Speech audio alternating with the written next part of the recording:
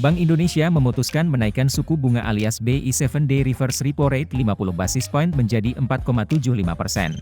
Keputusan tersebut sejalan dengan proyeksi para ekonom yang memperkirakan jika suku bunga Bank Indonesia naik 25-50 basis point.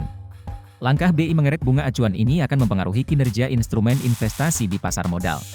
Sepanjang tahun ini, dolar Amerika Serikat menjadi aset yang menghasilkan cuan paling besar yakni sebesar 8,66%. Selanjutnya ada saham yang tercermin dalam indeks harga saham gabungan alias IHSG yang naik 4,24% di sepanjang tahun ini. Padahal pada September 2022, IHSG tumbuh paling tinggi di antara aset investasi yang lain. Ini menunjukkan perubahan kebijakan moneter Bank Sentral mempengaruhi rencana keuangan investor. Saat kondisi tengah volatil seperti saat ini, manajer investasi dan perencana keuangan kompak mengatakan jika ada baiknya menyiapkan likuiditas yang cukup. Ada baiknya tidak menambah utang, perbanyak dana cadangan, saran perencana keuangan Finansia Consulting Eko Endarto. Untuk pilihan investasi, Eko Endarto menyarankan 40% dana ditempatkan di saham, 40% di obligasi, lalu 20% di deposito atau aset pasar uang.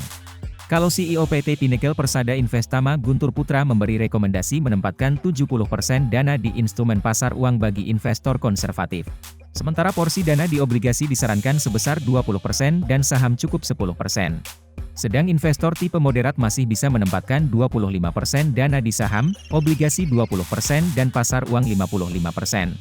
Sedang investor agresif bisa menaruh dana di saham hingga 40%, obligasi sebanyak 20% dan pasar uang 40%.